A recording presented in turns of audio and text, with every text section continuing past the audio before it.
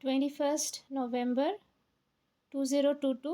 आज हम भगवद गीता 58 रिकॉर्ड करेंगे। चैप्टर नंबर 14 टेक्स्ट नंबर 16 से स्टार्ट करेंगे। हम लोग अभी 3 modes of material nature discuss कर रहे हैं। लास्ट टाइम भी हमने देखा कि कैसे मोड ऑफ पैशन होता है, मोड ऑफ इग्नोरेंस होता है, और सात्विक मोड में, that is mode of goodness में, कैसे हम अपने आप को सबसे हाईएस्ट प्लैनेट, लेकिन मटेरियल वर्ल्ड के प्लैनेट तक एलिवेट कर सकते हैं। तो हम आगे देखते हैं कृष्णा जी क्या कह रहे हैं। Bye acting in the mode of goodness one becomes purified, works done in the mode of passion results in distress, and actions performed in the mode of ignorance results in foolishness. तो जब हम सात्विक mode में होते हैं, हम जो भी काम करते हैं उससे हमारी प्यूरिफिकेशन होती है। जब हम मोड ऑफ पैशन में होते हैं तो हम जो भी काम करते हैं उसका रिजल्ट होता है डिस्ट्रेस, मतलब परेशानी। देखते हैं हम लोग अपने लाइफ में मोड ऑफ पैशन में हमने क्या देखा कि नौकरी करते रहना, ये चीज़ खरीदना, वो चीज़ खरीदना, अपने मतलब सारा टाइम सिर्फ अपने अपने मटेरियलिस्टिक प्रोग्रेस के बारे में सोचना। तो जब हम ऐसा करते रहते हैं, हमारी आत्मा को तो हम सशक्त नहीं कर रहे, आत्मा को तो हम स्ट्रेंथन नहीं कर रहे। हमारा पूरा ध्यान है हमारे मटेरियलिस्टिक वर्ल्ड पे, मटेरियलिस्टिक लाइफ पे। ओके उससे क्या हो रहा है, आत्मा की शक्ति धीमे धीमे लीक होते रहती है। तो जब आत्मा की शक्ति लीक होने लगती है, बिकॉज हम इतने बिजी रहते हैं, आत्मा पे ध्यान नहीं देते, तो एक भी अगर गलत सिचुएशन मतलब जो हमारे एक्सपेक्टेशन के हिसाब से नहीं हो रही है, ऐसी कोई सिचुएशन हमारे लाइफ में आती है तो हम टूट जाते हैं, हम परेशान हो जाते हैं। यही अगर हमने अपने आत्मा को बिल्ड करने में वक्त दिया होता, एनर्जी दी होती, तो कोई भी परेशानी हमारे सामने आती है तो हम उसे कहते हैं it's one of the problem, मतलब it's not a big deal. बड़े बड़े देशों में छोटी छोटी बातें होती रहती है, हम हैंडल कर सकते हैं। तो डिस्ट्रेस ही होता है हमें अगर हम मोड ऑफ पैशन में रहते हैं। अगर हम मोड ऑफ इग्नोरेंस में रहते हैं, उसका रिजल्ट है फूलिशनेस, मतलब बेवकूफ़ी। ये हमने देख लिया ऑलरेडी कल। So by pious activities in the mode of goodness one is purified. Therefore the sages who are free from all illusion are situated in happiness. आप साधुओं को देखोगे, वो ये सब मोह माया से परे होते हैं तो वो खुश रहते हैं। Similarly, activities in the mode of passion are simply miserable. Any activity for material happiness is bound to be defeated. मतलब उसमें हार निश्चित है। जो मटेरियलिस्टिक हैप्पीनेस में हम कोशिश करते हैं उसमें हार निश्चित है। If for example one wants to have a skyscraper, so much human misery has to be undergone before a big skyscraper can be build. The financier has to take much trouble to earn a mass of wealth, and those who are slaving to construct the building have to render physical toil. The miseries are there. Thus Bhagavad Gita says that in any activity performed under the spell of mode of passion, there is definitely great misery. There may be a little so-called mental happiness. I have this house or this money, but this is not actual happiness. आप लोगों को क्या लगता है कि जो बहुत पैसे वाले होते हैं, रिच लोग होते हैं, उनको कोई परेशानी नहीं होती? जो जितना पैसा वाला होता है वो इतना डरता है अपना पावर और पैसा खोने के लिए। आप देखोगे यूजुअली उन लोगों को हाई बीपी, ज़्यादा डायबिटीज़ या कुछ ना कुछ होता ही है। साइकोसोमैटिक कुछ ना कुछ डिजीज़ेज उनको होते ही हैं, क्योंकि वो हमेशा स्ट्रेस में रहते हैं। बिजनेसमैन होना कोई बड़ी बात नहीं, सीईओ होना कितना लोड। आप खुद सोचो, हम अगर नॉर्मल काम करते हैं तो ही हमें इतनी परेशानी फील होती है। जो टॉप लेवल में होते हैं, जिनको कितना कुछ हैंडल करना पड़ता है, मैनेज करना पड़ता है, उनके ऊपर कितना प्रेशर रहता है। तो उन्हें लगता है कि वो बहुत सक्सेसफुल हुए हैं, लेकिन एक्चुअली उन्होंने अपना डिस्ट्रेस बढ़ा लिया है। तो यहाँ पे स्काई स्क्रेपर का क्या एग्जाम्पल दिया? What is a sky scraper? जो एकदम ऊंची बिल्डिंग्स होती हैं, उसके बारे में एग्जाम्पल दिया गया है कि वो बनाने के लिए कितना ह्यूमन मिजरी, कितना पेन पहले हैंडल करना पड़ता है। फाइनेंसर जो है, मतलब जो पैसा लगाता है, उसको इतना पैसा जमा करने में पहले कितनी प्रॉब्लम होती है। उसके बाद जो लेबरर्स होते हैं उनको कितनी मेहनत करनी पड़ती है उसको बनाने में। तो भगवद गीता में ये कहा जा रहा है कि any activity performed under the spell of mode of passion, there is definitely great misery. ठीक है, लेकिन ये भी हमको पता है, अगर आपको मटेरियलिस्टिकली भी कुछ करना है, उसको कृष्णामय कर दो। अगर आप वो कृष्णा की सेवा के लिए कर रहे हो, आप एक बड़ा टेम्पल बनाओ ना। कृष्णा जी के लिए टेम्पल बनाओ, या उनके भक्तों के लिए एक जगह बनाओ जहाँ पे उनकी भक्ति हो सकती है, तो फिर आपको मिजरी फेस नहीं करना पड़ेगा। पर अगर आपका प्योर लोभ है, आपका इंटेंशन ग्रीड, कि मुझे बहुत पैसा कमाना है, ये वो, आपको मिजरी ही मिलेगी, क्योंकि आप कितना भी पैसा कमा लो, वो आपको यहीं छोड़ के जाना पड़ेगा। आप 1 रुपया भी अपने साथ लेके नहीं जा सकते। फिर भी सब लोग देखो कैसे पागलों जैसे इस रेस में दौड़ रहे हैं, है ना। हमें ऐसा क्यों लगता है, गलतफहमी, कि हम हमेशा जिंदा रहेंगे, और हमें ऐसा क्यों लगता है कि हमारे बच्चे इतने कैपेबल नहीं होंगे कि खुद का कमा के पेट भर सके। हमें ऐसा क्यों लगता है कि हमें नेक्स्ट 2 पुश्तों के लिए पैसे कमा के जाना है। ये सभी तो गड़बड़ है ना। हमको इतना पैसा कमाना है कि हम अपने बच्चों को इस लायक बना दें कि वो अपना पैसा कमा सके, बस इतना। उनके लिए भी सब जमा करके जाना, दैट इज़ ग्रीड। वो अपनी मेहनत करेंगे, उनके किस्मत में जो होगा करेंगे। ऑफ कोर्स थोड़ा बहुत स्टार्टिंग का उनको हेल्प करने के लिए वो हम दे देंगे, लेकिन ये कर कर के हम अगर स्पिरिचुअलिटी नहीं कर पाते, हम अगर अपनी आत्मा का ख्याल नहीं रख सकते, हम अगर हमारा पर्पस ऑफ इनकारनेशन जो है क्रिएटर से प्यार करना, उसके लिए हमें समय नहीं मिल रहा है, हमें उन्हीं बच्चों के लिए समय नहीं मिल रहा है जिनके लिए हम पैसा जमा कर रहे हैं, जो बाद में फिर हमको गाली ही देंगे। अगर हम अपने बच्चों के साथ बॉन्डिंग ना कर पाए, उनके साथ बैठ के उनका एक कार्टून सीरियल नहीं देख पाए, उनके साथ थोड़ा क्रिकेट नहीं खेल पाए, उनकी परेशानियां ना सुन पाए, तो हम कर क्या रहे हैं। तो खुद को इंट्रोस्पेक्ट करके देखना है कि जिन बच्चों को हम एक्सक्यूज़ मानकर हमारी ग्रीड पूरी करते हैं, एक्चुअल वो ज़्यादा एंजॉय करेंगे अगर हम उनके साथ समय बिताएं। ये उनको ज़्यादा अच्छा लगेगा। तो हर एक चीज़ को थोड़ा बैलेंस में करना ज़रूरी है। थोड़ा लोभ कम करने से, थोड़ी इच्छाएं कम करने से ही बैलेंस मेंटेन हो जाती है, और थोड़ा मोह कम करने से। कोई भी चीज़ जो आउट ऑफ बैलेंस है, उस पर यूनिवर्स का हथौड़ा पड़ता है, ये मैंने पहले भी बताया है। तो हर एक चीज़ को अगर हम बैलेंस मेंटेन करके करते हैं, तो फिर हम यूनिवर्स के नज़रों में नहीं पड़ते। जहाँ हमारा कर्व ऊपर की तरफ जाता है, मतलब बैलेंस बिगड़ गया, वही यूनिवर्स हथौड़ा लेके दम से मार देती है। सो सबसे बेस्ट क्या है कि मोह माया से निकलना। इतना मोह भी किसी के प्रति मत रखो कि तुम्हारा कर्म कर्म गड़बड़ होने लगे।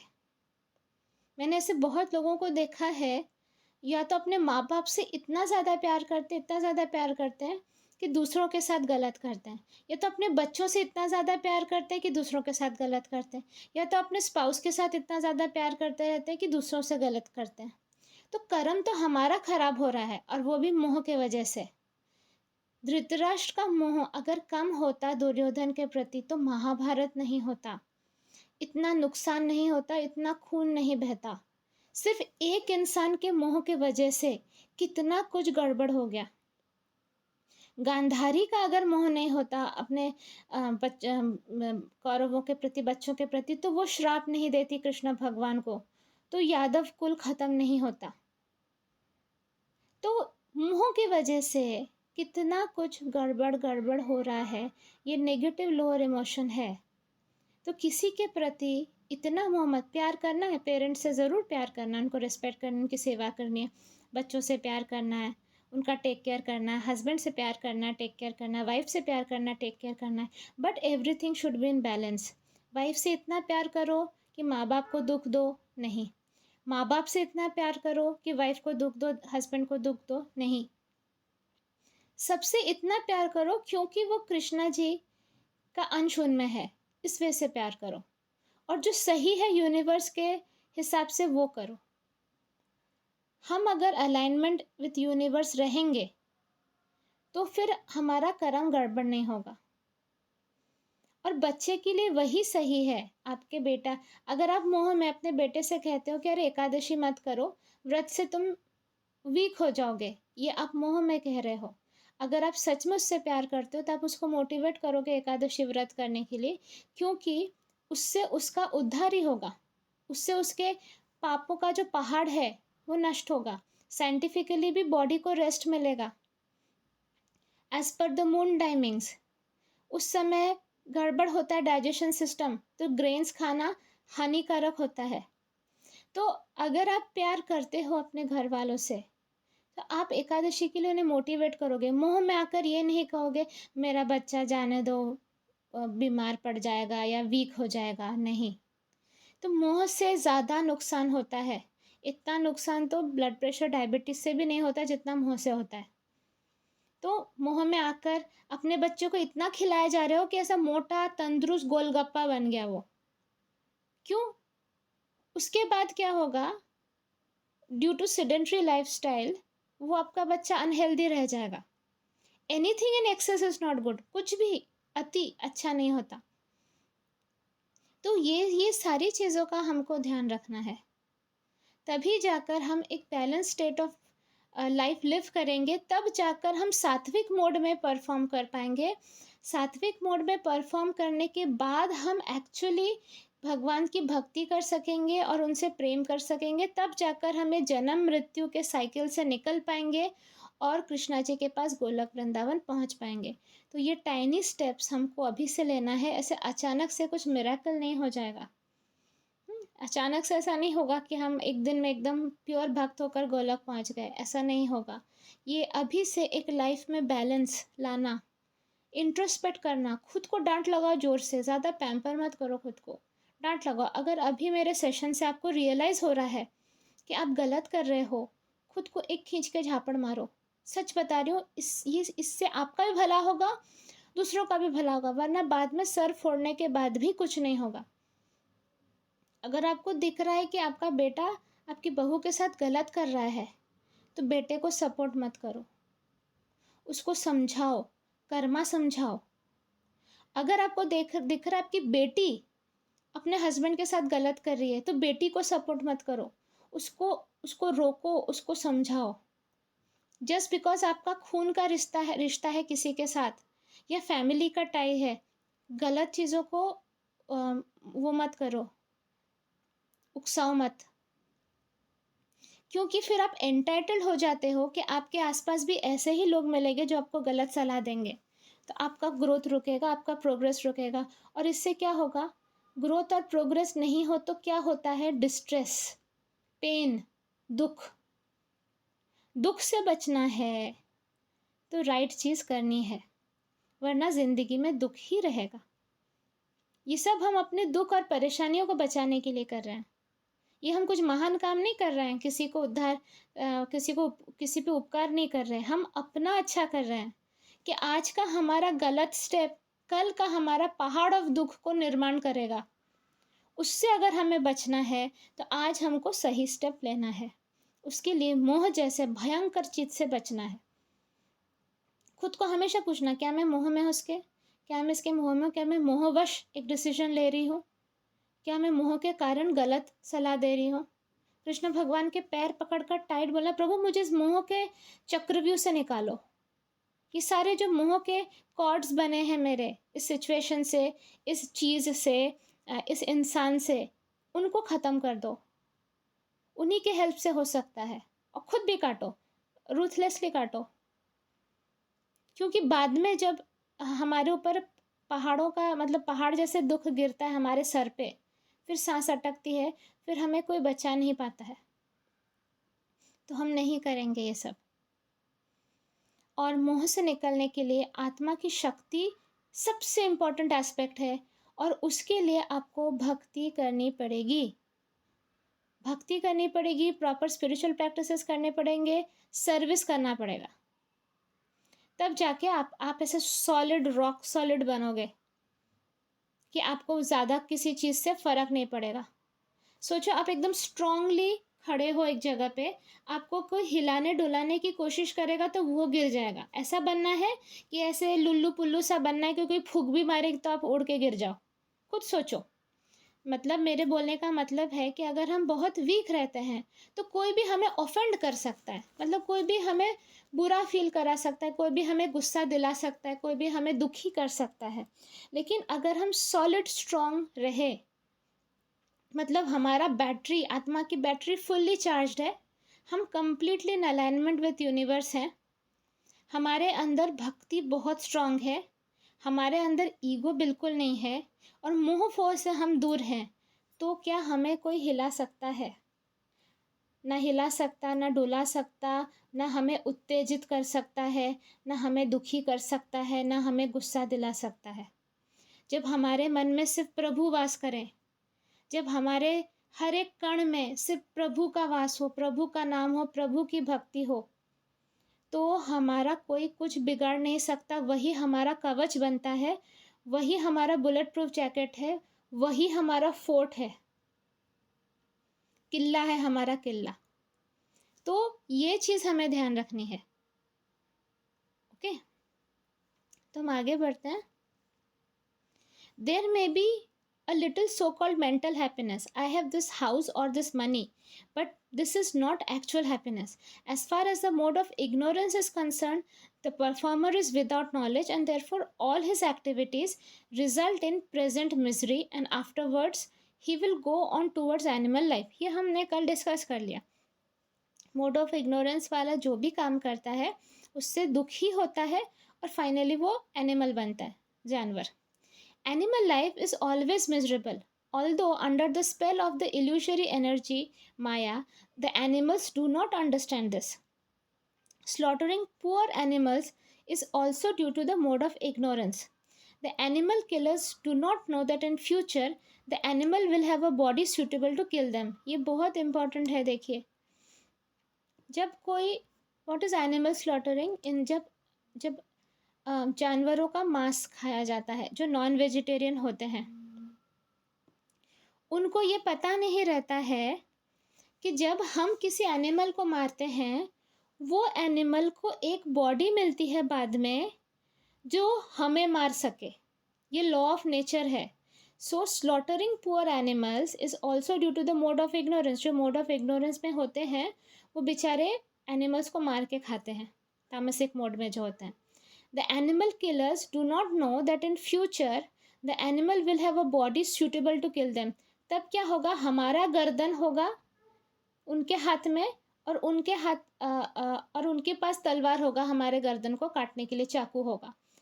ठीक है, ये लॉ ऑफ नेचर है। In human society one kills a man, he has to be hanged. Correct. अगर किसी का कोई मर्डर किया जाता है तो उसको फांसी की सज़ा मिलती है ह्यूमन सोसाइटी में। This is the law of the state.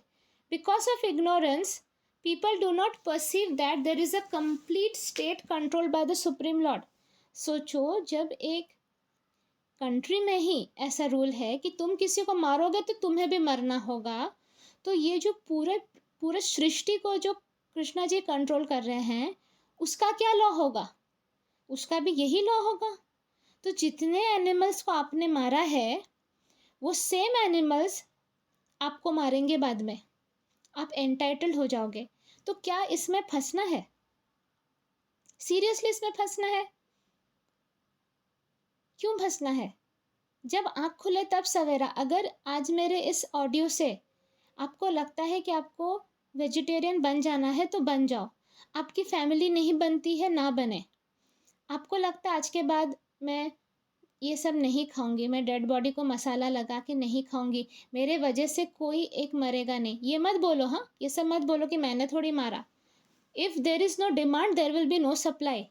You were a part of demand. आप अगर डिमांड नहीं रहेगा सोसाइटी में तो सप्लाई भी नहीं होगी। आप एक डिमांड के पार्ट बने ना। आपने भले जाके मारा नहीं होगा, बट आप इनडायरेक्ट रीज़न बने ना। अगर हम सब ये कह देते हैं कि हमें नहीं खाना है फ्लैश, तो क्या किसी एनिमल को मारा जाएगा?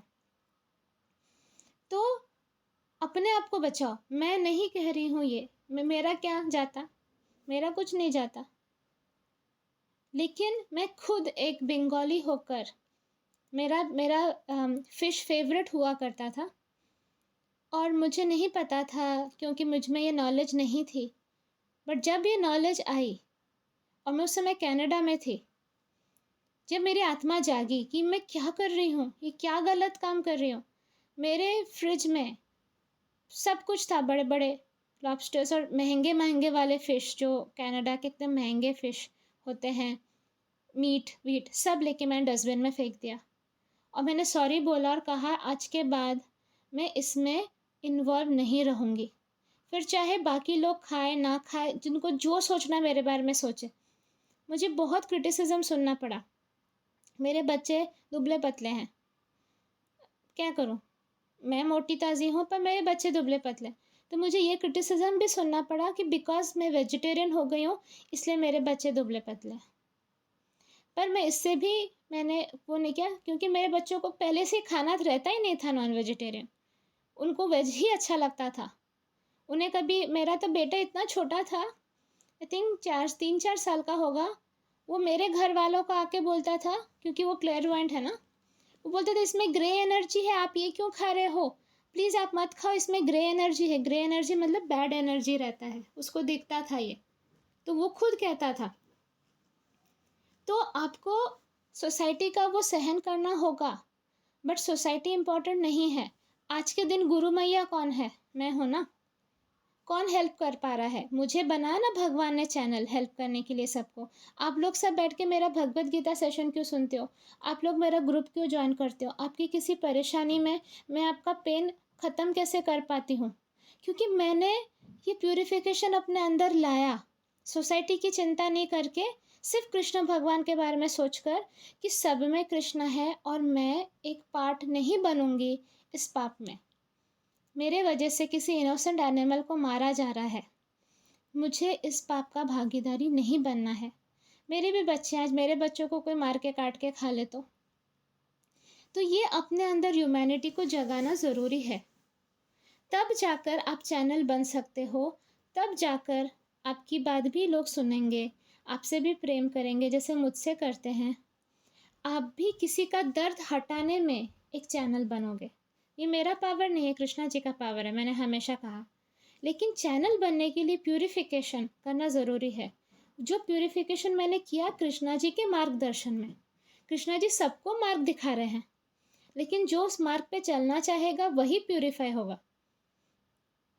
आज भी हम लोग एक केस कर रहे थे जिसमें एक इंसान को इतना दर्द सर में कि मतलब ऐसा लग रहा था कि उसको कोई चाकू से मार रहा हो और उसको कोई नोच रहा हो, और हर टाइप का डॉक्टर मेडिसिन कुछ हेल्प नहीं कर पाया। उसको बहुत सालों से ये है। तो 20 मिनट लगा, शायद मैक्सिमम 20 मिनट लगा मुझे वो दर्द को ज़ीरो करने में। And how was it possible, क्योंकि मैंने एप्लीकेशन दी कृष्णा जी के पास ना कि प्रभु दूसरों के दर्द हटाने में मुझे आप यूज़ करिए। जब इसके बाद किसी से दुआ मिलती है वो आपके रिपोर्ट कार्ड में जाएगा। आप ये 1000 रुपये, लाख रुपए, करोड़ रुपए जमा कर लो, लेकिन अगर आप दुआ नहीं कमा पाए तो आपका लाइफ वेस्ट है। मुझे दुआएं मिलती है लोगों की, क्यों, क्योंकि मैं हमेशा रेडी रहती हूँ किसी का दुख हटाने में। अब सिर्फ रेडी रहने से तो होता नहीं है, उस लायक भी बनना पड़ता है। तो अगर आप पाप के भागीदारी रहोगे, आप कैसे लायक बनोगे। आप जीभ को कंटिन्यूसली पैम्पर किए जा रहे हो बिना ये सोचे कि हम क्या गलत किए जा रहे हैं। रोक दो, आज के आज डिसाइड करो, जिसको जो सोचना है सोचे। दूसरों को बना के खिलाना है, बना के खिला दिया करो। मेरे आसपास लोग नॉनवेज खाते हैं बैठ के, मुझे कोई प्रॉब्लम नहीं होती। मैं कभी किसी को रोकती नहीं हूँ कि मेरे साथ मत खाओ। मैं नहीं बनाती हूँ घर पे, मैं खुद नहीं खाती, मेरी फैमिली नहीं खाती, और ये सबका इंडिविजुअल डिसीजन है, मैंने किसी पे थोपा नहीं, और इससे कोई वीक नहीं होता। Elephant is the strongest vegetarian animal, वो घास फूस खाकर बड़े भी स्ट्रांग है। तो ऐसा ये सब नहीं होता कि सिर्फ नॉनवेज खाने से ही आप स्ट्रांग होते हो। प्लस जिस स्टेट में एक एनिमल को रखा जाता है स्लॉटर हाउस में, वो बहुत गंदी स्टेट होती है। तो जो एनर्जीज़ वो एक्यूमुलेट करती है वो बहुत नेगेटिव होती है। तो जब आप उसको मार के खाते हो, वो वही ग्रॉस एनर्जी आपके अंदर ट्रांसफ़र होती है, जिससे आपको रोग होता है। आपको पता है जो हायर लेवल मेडिटेशंस होते हैं, जो दूसरे स्पिरिचुअल ग्रुप्स कराते हैं, एक मेडिटेशन होता है आर्हाटिक लेवल वाला, उसमें आप रेड मीट खाओगे ना, you are not allowed to do the meditation, क्योंकि रेड मीट की एनर्जी एकदम ग्रॉस होती है। जो रेड मीट की एनर्जी होती है, आप अगर अगर किसी को कैंसर होता है ना, तो वो जिसको कैंसर होता है वो कैंसर की एनर्जी होती है ब्राउनिश, रेडिश ब्राउनिश गुई एनर्जी, और वैसे ही रेड मीट की एनर्जी होती है। तो अब आप खुद समझ लीजिए। तो ऐसे बहुत सारे जो आप बताओ ना, हर जगह पर जो स्पिरिचुअल ऑर्गेनाइजेशंस है, वो सबसे पहले ही आपको यूँ क्यों कहता है कि आप मीट ईटिंग को अवॉइड करिए। मैं नहीं कहती, मेरे ग्रुप में मीट ईटर्स अलाउड है, लेकिन आपको अगर प्रोग्रेस करना है तो आपको खुद से ही आएगा अंदर से कि कुछ फ़ायदा नहीं हो रहा बहुत इतने दिनों से। अच्छा, आप लोग जो नॉनवेज खाते हो, क्या आप कभी बीमार नहीं पड़े? तो ये आपका भ्रम है कि आप बहुत स्ट्रांग हो नॉनवेज खाकर। अभी फॉरेन कंट्रीज़ में लोग नॉनवेज छोड़ दे रहे हैं, इतना वीगन प्रोडक्ट्स आ रहा है, वेजिटेरियन प्रोडक्ट्स आ रहा है मार्केट में, बिकॉज सबने रियलाइज़ कर लिया कि this is not right, it's not good for your health. हमारा जो इंटेस्टाइन होता है ना, वो लॉन्ग इंटेस्टाइन है, वो शॉर्ट इंटेस्टाइन नहीं है। जो कार्निवोरस एनिमल्स होते हैं, मतलब जो टाइगर हो गया, लेपर्ड हो गया, लायन हो गया, ये कार्निवोरस एनिमल्स हैं जो एनिमल्स को खाते हैं। तो वो जो जो मांस खाते हैं, वो मांस अंदर जाके सड़ता है। उसके लिए इंटेस्टाइन जो हमारी होती है ना, अंतड़ी, वो छोटी अगर होती है ना तो जल्दी से वो निकल जाता है, तो तबीयत खराब नहीं होती है। लेकिन डियर हो गया, काऊ हो गया, इन सब के इंटेस्टाइन्स लॉन्ग होते हैं, और हमारा भी लॉन्ग इंटेस्टाइन है। तो हम अगर मांस वगैरह खाएंगे ना, तो वो सड़ा हुआ चीज़ हमारे अंदर बहुत देर तक रहेगा। तो that is also one of the sign कि हमारी बॉडी वेजिटेरियन बनाई थी भगवान ने, not for non vegetarian consumption. मैं आप लोगों को गलत या बुरा नहीं बोल रही हूँ, मैं तो खुद नॉन वेजिटेरियन थी, लेकिन जब मेरी आँख खुली मैंने त्याग दिया। तो अगर आपकी आँख खुलती है, त्याग दीजिए। आप सिर्फ इस लाइफ का मत सोचिए, हमारी ज़िंदगी सिर्फ ये इनकारनेशन तक नहीं है ना, अनफॉर्चुनेटली। एक्चुअल स्टोरी तो मरने के बाद स्टार्ट होती है, और तब बहुत पड़ती है। लेकिन हाँ, अगर आप नॉलेज एक्यूमुलेट करें तो आपको समझेगा मरने के बाद की स्टोरी बहुत भयंकर होती है, और फिर हम वापस आके तो खुद को सुधार नहीं सकते हैं। तो बेटर है कि हम अभी खुद को सुधार लें। सिर्फ एक जीभ को कंट्रोल करना है, दैट्स इट। वो जीभ को कंट्रोल करने से बहुत सारी चीज़ें कंट्रोल में आ जाएगी। तो मोड ऑफ इग्नोरेंस से मोड ऑफ गुडनेस में आते हैं। ये नॉलेज क्यों दे रहे भगवान हमको? सो दैट हमारे अंदर ये चीज़ आए कि हम लोग अगर एनिमल को मार के खा रहे हैं, हम मोड ऑफ इग्नोरेंस में हैं, तामसिक मोड में हैं हम, और भगवान हमें कह रहे हैं मोड ऑफ गुडनेस में आने के लिए। ठीक है, तो ये कृष्ण भगवान का नॉलेज है। डोंट शूट द मैसेंजर, मुझे मत गोली मारो। मैं बस नॉलेज आपको दे रही हूँ। मुझे ये नॉलेज जब मिली तब उतनी आत्मा की शक्ति नहीं थी, लेकिन जिस दिन आ गई उस दिन मैंने फिर वेट नहीं किया। इसे खड़ाक से काटना पड़ता है, अपने ये अटैचमेंट खड़ाक से काटना पड़ता है। उसके बाद आपको फिर प्रॉब्लम नहीं होती है, इट इज़ डूएबल। और एकादशी करते रहो, एकादशी करते करते आपको स्ट्रेंथ मिलेगा। चैंटिंग करते रहो, भगवत गीता सुनते रहो, संतों के संगत में रहो, हमारे ग्रुप के लोगों के साथ रहो, तो आपको एक ट्राइब मिलेगी, एक हिम्मत मिलेगी। हम में से कितने लोगों ने नॉनवेज छोड़ दिया, कितने सारे लोगों ने, और उनका ग्रोथ भी फिर बहुत फास्ट हुआ। ठीक है, ओके, फिर हम आगे बढ़ते हैं। ये हमने देख लिया। Every living creature is the son of Supreme Lord and he does not tolerate even an ants being killed. एक चींटी को, हर एक भगवान का बच्चा है, और भगवान को बिल्कुल अच्छा नहीं लगता अगर एक चींटी को भी मारा जाए। One has to pay for it. So indulgence in animal killing for the taste of tongue is the grossest kind of ignorance. तो एनिमल किलिंग जस्ट अपने जीभ को वो करने के लिए सबसे गलत बोला जा रहा है यहाँ पे। A human being has no need to kill animals because God has supplied so many nice things. If one indulges in meat eating anyway, it is to be understood that he is acting in ignorance and is making his future very dark. तो जो meat eating करते हैं उसको ये समझ लेना चाहिए कि वो अपना फ्यूचर बहुत गड़बड़ कर रहा है. Of all kinds of animal killing, the killing of cows is most vicious because the cow gives us all kind of pleasure by supplying milk. Cow slaughter is an act of grossest type of ignorance. In the Vedic literature, the word gobhi, prinita matsaram indicates that one who, being fully satisfied by milk, is desirous of killing the cow is in the grossest ignorance. There is also a prayer in the Vedic literature. Namo Brahmanya Devaya Go Brahmanya Hitaya Cha Jagat Hitaya Krishnaya Govindaya Namo Namaha. My Lord, you are the well-wisher of the cows and the Brahmanas, and you are the well-wisher of the entire human society and world.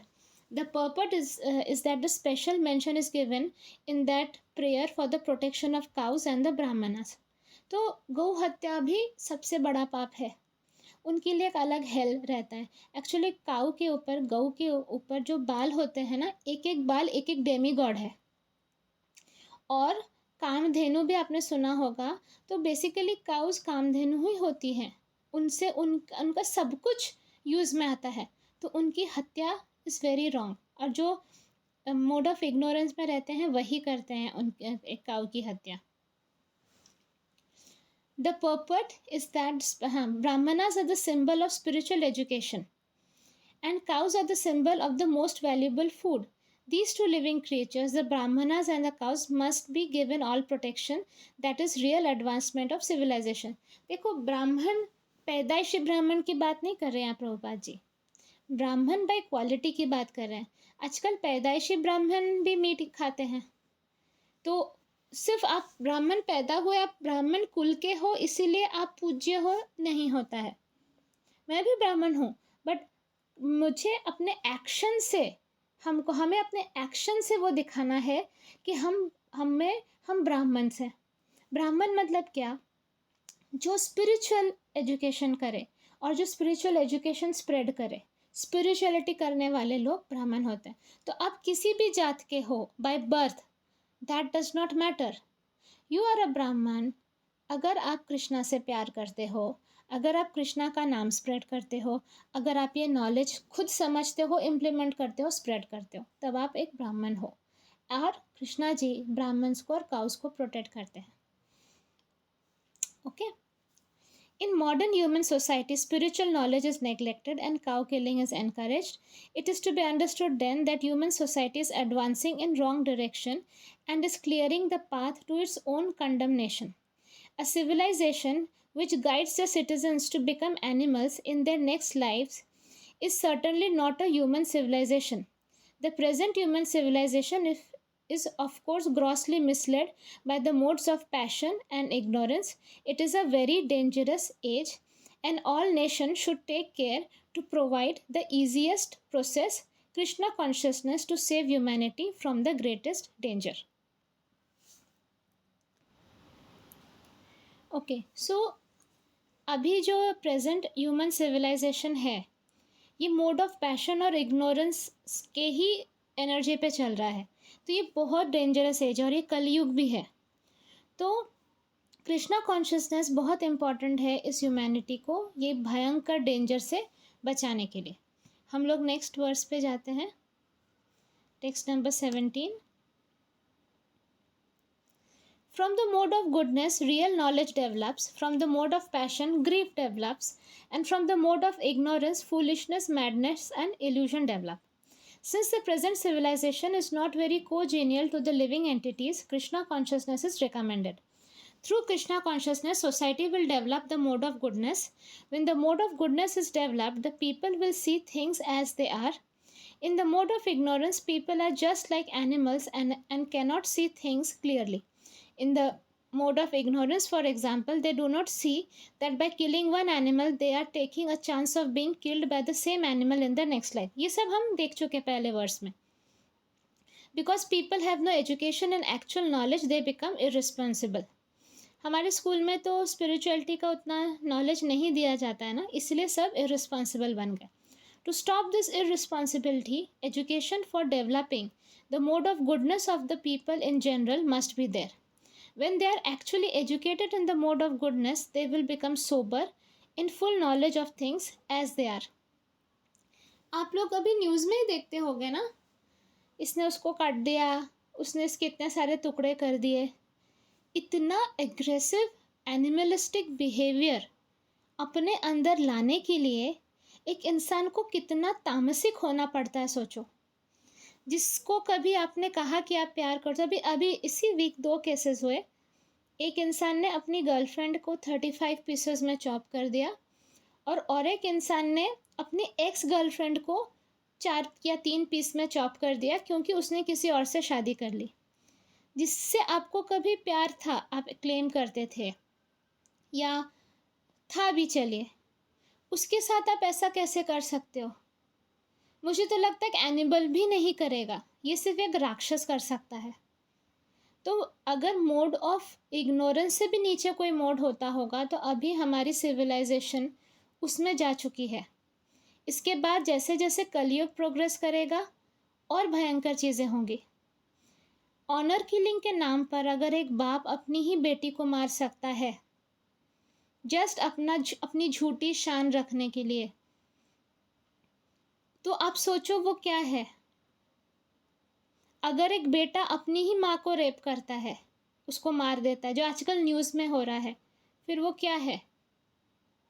आजकल हो क्या रहा है? Phone नहीं दिया तो माँ को मार डाला एक बेटे ने. What is this, what is all this happening? तो अब हमें shouldn't we take it seriously now? Bhagavad Gita का नॉलेज जो बहुत लोगों को लगता है इज़ नॉट नीडेड, या एक मिथ है, ये तो सिर्फ एक माइथोलॉजिकल सागा है, जिनको लगता है. अपने आसपास हम देखते हैं, जो चीज़ें बाहर हो रही है वो हमारे साथ भी, हमारे घर पे भी हो सकती है. तो shouldn't we take it seriously? क्या हम अपने बच्चों को राइट नॉलेज दे रहे हैं? क्या हम उनको एटलीस्ट इंसान बना रहे हैं? कि हम उनके तामसिक मोड को इनकरेज कर रहे हैं, उनको जो चाहिए खाना देकर, उनकी सारी इच्छाएं पूरी करके, उनको best of the best school में भेज रहे हैं, लेकिन स्पिरिचुअलिटी के नाम पे ज़ीरो. जब उनको स्पिरिचुअलिटी कराने की बात आती है, तब पेरेंट्स कहते हैं नहीं नहीं, उनके पास इतना टाइम नहीं, उनको ये क्लास जाना पड़ता है, वो ट्यूशन जाना पड़ता है, ये करना पड़ता है. तो आप अपने बच्चों के साथ क्या कर रहे हो? आप खुद देखो. बिना स्पिरिचुअलिटी के ये भयंकर दुनिया में सरवाइव करना अब पॉसिबल नहीं है. हम लोगों का टाइम चला गया है. अभी का जो ज़माना है, आप खुद देखो, वहाँ पे इतनी गंदगी है. इट इज़ वेरी इंपॉर्टेंट कि हम एक स्पिरिचुअल बेस दें अपने बच्चों को. हम अपने तरफ से तो दें, उसके बाद उनका भाग्य वो क्या करते नहीं करते. लेकिन अगर हम अपने तरफ से ना दें, तो कहीं ना कहीं हम गलत पेरेंटिंग कर रहे हैं. हमें देना है, उसके बाद देखिए, हम सब कुछ तो कंट्रोल नहीं कर सकते. एक माँ बाप कितना मजबूर होता है, वो कुछ नहीं कर सकता. तो हम अपने तरफ से सिर्फ कोशिश कर सकते हैं, लेकिन ट्राई तो करें. ये बहुत इम्पॉर्टेंट है, ट्राई करना. To stop this irresponsibility, education for developing the mode of goodness of the people in general must be there. When they are actually educated in the mode of goodness, they will become sober, in full knowledge of things as they are. Then people will be happy and prosperous. Even if the majority of people aren't happy and prosperous, if a certain percentage of the population develops Krishna consciousness and becomes situated in the mode of goodness, then there is the possibility for peace and prosperity all over the world. Otherwise, if the world is devoted to the modes of passion and ignorance, there can be no peace or prosperity. In the mode of passion, people become greedy and their hankering for sense enjoyment has no limit. इंसान क्या हो जाता है? लोभी हो जाता है. ठीक है, मोड ऑफ पैशन में और इग्नोरेंस में तो कहीं पर भी शांति नहीं रहती है. और जो सेंस एन्जॉयमेंट है ना, अपने सेंस ऑर्गन्स को एन्जॉयमेंट कराने के चक्कर में उसमें कभी वो नहीं आता, मतलब वो कभी सेटिस्फाइड नहीं होता है. One can see that even if one has enough money and adequate arrangement for sense gratification, there is neither happiness nor peace of mind. That is not possible because one is situated in the mode of passion. If one wants happiness at all, his money will not help him. He has to elevate himself to the mode of goodness by practicing Krishna consciousness. तो अगर आपको शांति चाहिए, खुशी चाहिए, तो Krishna consciousness करके mode of goodness तक आना पड़ेगा. One engaged in the mode of passion is not only mentally unhappy, but his profession and occupation are also very very troublesome. तो जो मोड ऑफ पैशन में है वो सिर्फ मेंटली अनहैप्पी है ऐसा नहीं है, उसका जो प्रोफेशन है, ऑक्यूपेशन है, वो भी उसको बहुत पेन देता है. जॉब में परेशानी, बिजनेस में परेशानी रहेगी. He has to devise so many plans and schemes to acquire enough money to maintain his status को. तो अपना स्टेटस मेंटेन करने के लिए उसको कितना टेंशन, कितना कुछ सोचना पड़ेगा, कितना पैसा वो कमा पाए. This is all miserable. हमेशा पैसे की चिंता करना कितना कितना मिजरेबल लाइफ है. In the mode of ignorance, people become mad. Being distressed by their circumstances, they take shelter of intoxication and thus they sink further into ignorance. Their future in life is very dark. तो जब कोई हमेशा परेशान रहता है तब उसको drink करना पड़ता है क्योंकि वो अपना गम भुलाना चाहता है. कुछ देर के लिए वो नम, क्यों इंसान ड्रिंक करता है? कुछ देर के लिए वो अपने परेशानियों को भूलना चाहता है. और इससे वो और ज़्यादा गड़बड़ करता है अपने लाइफ के साथ. उसकी फ्यूचर और ज़्यादा डार्क हो जाती है. नेक्स्ट वर्स में जाते हैं. Text number 18. Those situated in the mode of goodness gradually go upward to the higher planets. Those in the mode of passion live on the earthly planet and those in the mode of ignorance go down to hellish world. मरने के बाद जो goodness में थे वो ऊपर जाते हैं स्वर्ग में, जो पैशन में थे वो अर्थ पे आते हैं फिर से, और जो इग्नोरेंस में थे वो पाताल जाते हैं, हेलिश प्लैनेट्स नीचे नरक में. In this verse, the results of actions in the three modes of nature are more explicitly set forth. There is an upper planetary system consisting of the heavenly planets. ये सारा planetary system मैंने Facebook में SP post बना के डाला है, जिसमें higher planets क्या होते हैं, लोअर प्लैनेट्स क्या होते हैं, पूरे पिक्चर के साथ, वीडियो के साथ है. तो आप लोग अपने मेंटर के साथ बात करके इंडेक्स में से वो ढूंढ कर एक बार देख लो तो आपको ये बहुत अच्छे से समझ में आ जाएगा. So there is an upper planetary system consisting of the heavenly planets where everyone is highly elevated. According to the degree of development of the mode of goodness, the living entity can be transferred to various planets in this system. The highest planet is Satyaloka or Brahmalok, where the prime person of this universe, Lord Brahma, resides. We have seen already that we can hardly calculate the wondrous condition of life in Brahmalok, but the highest condition of life, the mode of goodness, can bring us to this. मैंने कहा ना 5 star hotel की जो luxuries वो ब्रह्मलोक है. तो आप अगर मोड ऑफ गुडनेस में रहोगे तो आप मरने के बाद सत्यलोक या ब्रह्मलोक तक पहुंच सकते हो. The mode of passion is mixed. It is in the middle between the modes of goodness and ignorance. तो बीच वाला क्या है? मोड ऑफ पैशन है. सबसे ऊपर है मोड ऑफ गुडनेस, बीच वाला है मोड ऑफ पैशन, नीचे वाला है mode of ignorance. A person is not always pure, but even if he should be purely in the mode of passion, he will simply remain on this earth as a king or a rich man. But because there are mixtures, one can also go down. People on this earth in the mode of passion or ignorance cannot forcibly approach the higher planets by machine. In the mode of passion, there is a chance of becoming mad in the next life. आप next life में अगर आप mode of passion में मरते हो, next life में आप पागल होकर भी पैदा हो सकते हो. The lowest quality, the mode of ignorance, is described here as abominable. The result of developing ignorance is very, very risky. It is the lowest quality in the material nature. Beneath the human level, there are 8 million species of life, birds, beasts, reptiles, trees, etc. And according to the development of the mode of ignorance, people are brought down to this abominable condition. तो आप जैसे mode of ignorance में रहोगे ऐसे ऐसे type के आपको birth मिलेगा जो ह्यूमन बर्थ नहीं होगा. द वर्ड तमसः इज़ वेरी सिग्निफिकेंट हियर. तमसः indicates those who stay continuously in the mode of ignorance without rising to a higher mode, their future is very dark. तो तमसा उन्हें कहा जाता है जो continuously mode of ignorance में रहते हैं, उनका future बहुत ही dark होता है.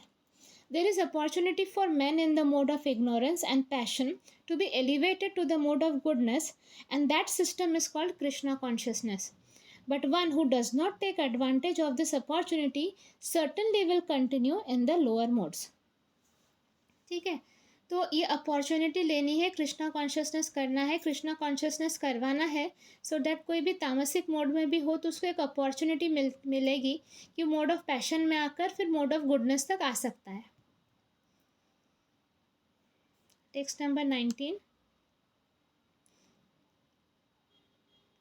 मुझे लगता है इसमें 26 से ऐसा कुछ था.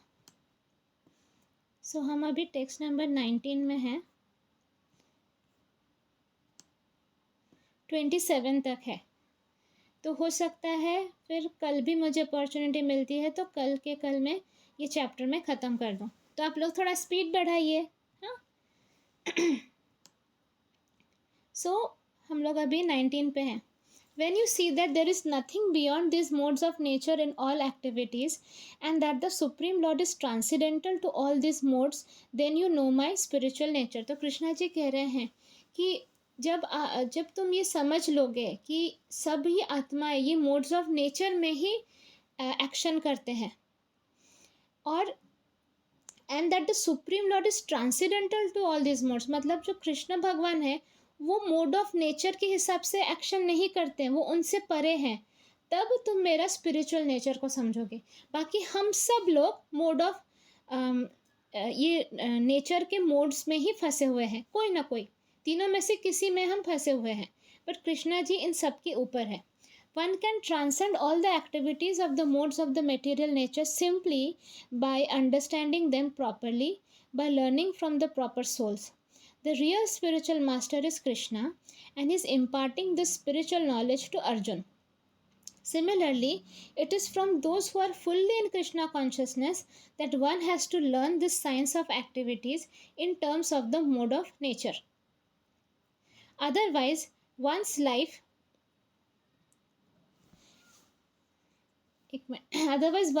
will be misdirected. Okay.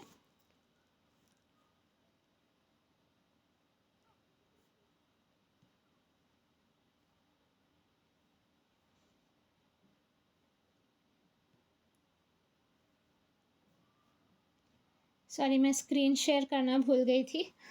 तो आपका स्टार्टिंग का थोड़ा सा कुछ विदाउट स्क्रीन शेयर आया होगा, बट ऑडियो है तो आपको समझ आएगा क्योंकि मैंने वो पढ़ा था.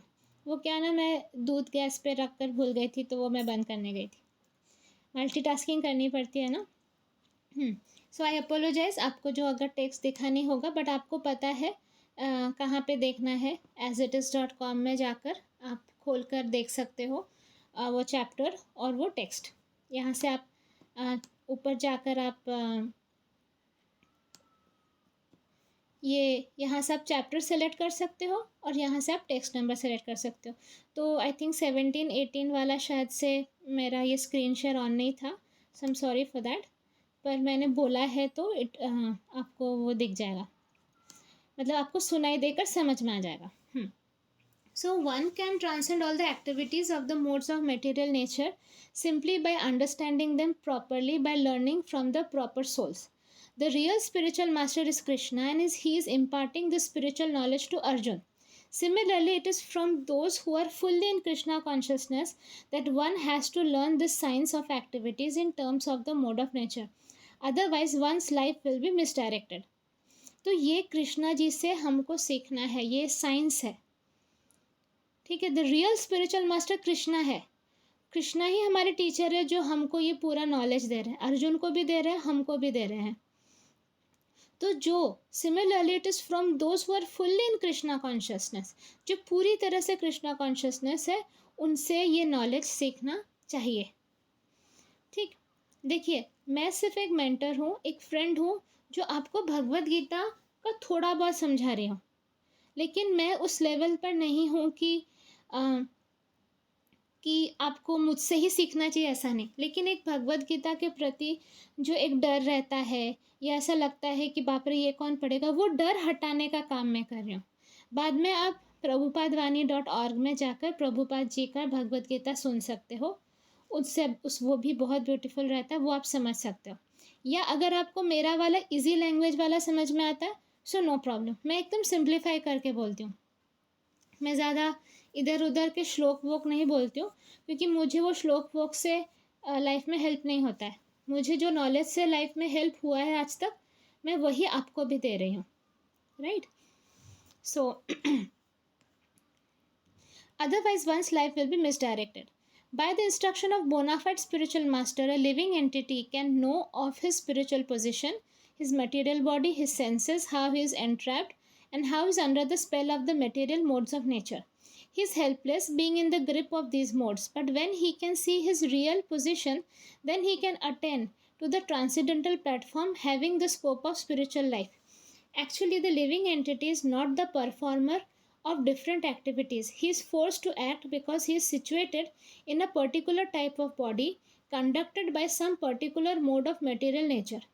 Unless one has the help of spiritual authority, he cannot understand in what position he is actually situated. अब अगर कोई तामसिक मोड में है, उसको लगेगा वो जो कर रहा है सही कर रहा है, उसको अपने एक्शंस में कुछ गलत लगेगा ही नहीं। जो लोग नॉन वेजिटेरियन हैं उनको अगर आप जाकर बोलो कि आप नॉनवेज मत खाओ, वो आप ही को गाली देंगे। जब मैं कनाडा में थी तो मेरे जो बंगाली फ्रेंड्स होते थे वो जब मुझे बुलाते थे उनको बड़ा प्रॉब्लम होता था, क्योंकि सबके लिए नॉनवेज बनाना इजी रहता था, मेरे लिए उनको वेजिटेरियन पनीर वनीर बनाना पड़ता था। तो वो लोग मुझे बार बार पूछते थे तुम क्यों वेजिटेरियन बन गई, तो मैं उनको प्रवचन देती थी कि आपको भी बनना चाहिए दिस एंड दिस। तो वो लोग मुझे स्ट्रेटली मेरे मुंह पे बोल देते थे, हमको बाबा खा पी के अच्छे से ज़िंदा रहने दो, तुम अपना जो भक्ति कर रहे करो, हम ऐसे ही खुश हैं। तो जो जिस मोड में है उसको लगता है वो सही है, तो वो उसको कभी लगेगा ही नहीं कि वो कुछ गलत कर रहा है। तो एक स्पिरिचुअल मास्टर को, जब वो एक स्पिरिचुअल मास्टर के साथ एसोसिएशन में आता है, तब वो मास्टर ही उसको प्रॉपर कृष्णा कॉन्शियसनेस में फिक्स करा सकता है, प्रोवाइडेड वो मास्टर के प्रति उसका फुल सरेंडर हो तो, वरना मास्टर भी कुछ नहीं कर सकता। एक घोड़े को हम सिर्फ कुएं तक ले जा सकते हैं, उसको पानी नहीं पिला सकते। तो वैसे ही बात है, a man in Krishna consciousness is not controlled by the spell of the material modes of nature. ये क्या है spell of material modes of nature? ये माया का एक जादू है, ठीक है, एक जादू। ये माया का जो जादू है, माया का जो प्रभाव है, उससे वही बच सकता है जो कृष्णा कॉन्शियस है, वरना सब माया के चंगुल में होते हैं। It has been stated in the 7th chapter that one who has surrendered to Krishna is relieved from the activities of material nature. Therefore, for one who is able to see things as they are, the influence of material nature gradually ceases. Okay? तो जो अगर आप Krishna consciousness में रहोगे तो माया का influence आपके ऊपर से धीमे धीमे धीमे धीमे कम होने लगेगा। ये है कृष्णा कॉन्शियसनेस का power. Text number 20. When the embodied being is able to transcend these three modes, he can become free from birth, death, old age and their distresses, and can enjoy nectar even in this life. How one can stay in the transcendental position even in this body in full Krishna consciousness is explained in this verse. The Sanskrit word dehi means embodied. Although one is within the material body, by his advancement in spiritual knowledge, he can be free from the influence of the modes of nature. He can enjoy the happiness of spiritual life even in this body, because after leaving this body, he is certainly going to the spiritual sky. But even in this body, he can enjoy spiritual happiness. In other words, devotional service in Krishna consciousness is the sign of liberation from this material entanglement, and this will be explained in the 18th chapter. When one is freed from the influence of the modes of material nature, he enters into devotional service. तो अभी तक हमने क्या देखा, हमने 3 modes of material nature देखा, और हमने देखा कि कैसे हम बिकॉज ऑफ दिस बॉडी किसी न किसी मोड ऑफ मटेरियल नेचर में फंसे हुए हैं, माया के चक्रव्यूह में फंसे हुए हैं। Krishna ji beyond this 3 modes of material nature है, वो ट्रांसीडेंटल है, और हमें अगर ऐसा ट्रांसीडेंटल बनना है इवन विद दिस बॉडी, उसके लिए हमें फुल कृष्णा कॉन्शियसनेस करना है। अगर हम पूरी तरह से कृष्णा कॉन्शियसनेस करते हैं, हम beyond this 3 modes of material nature जा सकते हैं, और हमें ये मटेरियल नेचर का प्रभाव हम पर नहीं होगा, ये 3 मोड्स ऑफ नेचर का प्रभाव हम पर नहीं होगा, which will give us liberation, मतलब हमें मोक्ष मिलेगा, हम स्पिरिचुअल स्काई में तो जाएंगे ही, उसके साथ साथ हम गोलोक भी पहुंचने के हमारे पूरे पूरे चांसेस हैं। बेसिकली हमको अगर ये सब चक्करों से फ्री होना है, क्योंकि अगर हम ये 3 मोड्स ऑफ मटेरियल नेचर में ग्रसित रहेंगे, हम गड़बड़ ही करते रहेंगे, है ना। हमें इससे ऊपर उठना है, तो डिवोशनल सर्विस के अलावा और कुछ भी स्कोप नहीं है, मतलब that is our only way out.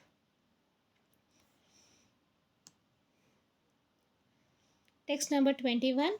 Arjun enquired, "O my dear Lord, by what symptoms is one known who is transcendental to those modes? What is his behavior, and how does he transcend the modes of nature?" In this verse, Arjuna's question is very appropriate. He wants to know the symptoms of a person who has already transcended the material modes. He first inquires of the symptoms of such a transcendental person. How can one understand that he has already transcended the influence of the modes of material nature? The second question asks how he lives and what his activities are. Are they regulated or non-regulated? Then Arjuna inquires of the means by which he can attain the transcendental nature. That is very important. Unless one knows the direct means by which one can be situated always transcendentally, there is no possibility of showing the symptoms. So all these questions put by Arjuna are very important and the Lord answers them. तो यहाँ पर Arjun question कर रहे हैं, हमें कैसे पता चलेगा कौन से सिम्टम्स होंगे कि कौन ये मोड्स के ऊपर जा चुका है, मतलब ट्रांसीडेंटल हो चुका है, उसका बिहेवियर कैसा होगा और वो कैसे मतलब इनके ऊपर जाएगा। तो इस टाइप के सारे क्वेश्चंस अर्जुन कृष्णा जी से पूछते हैं, जिसका answer Krishna ji next verse में देते हैं।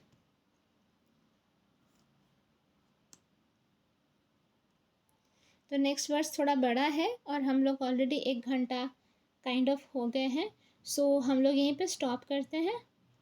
मैं फिर से ट्राई करूँगी अगर कल मैं ये चैप्टर को ख़त्म कर सकूँ, इफ़ पॉसिबल, प्रभु की इच्छा हो तो हम चैप्टर 14 टेक्स्ट नंबर 21 पे स्टॉप करते हैं, क्योंकि इसके बाद फिर मुझे ये सब कुछ मर्ज वर्ज करके वीडियो बनाकर प्रोसेसिंग करके यूट्यूब पे डालकर फेसबुक पे करना, ये सारा काम भी रहता है। ओके तो आप लोग को तो सिर्फ सुनना पड़ता है, मुझे तो ये सब बनाना पड़ता है। मेरे पास भी 24 आवर्स ही है, 2 हाथ 2 पैर है और ढेर सारा काम है, ढेर सारा, इसलिए मैं मल्टीटास्किंग करते रहती हूँ, तो कुछ कुछ जगलिंग करते वक्त गड़बड़ हो जाती है।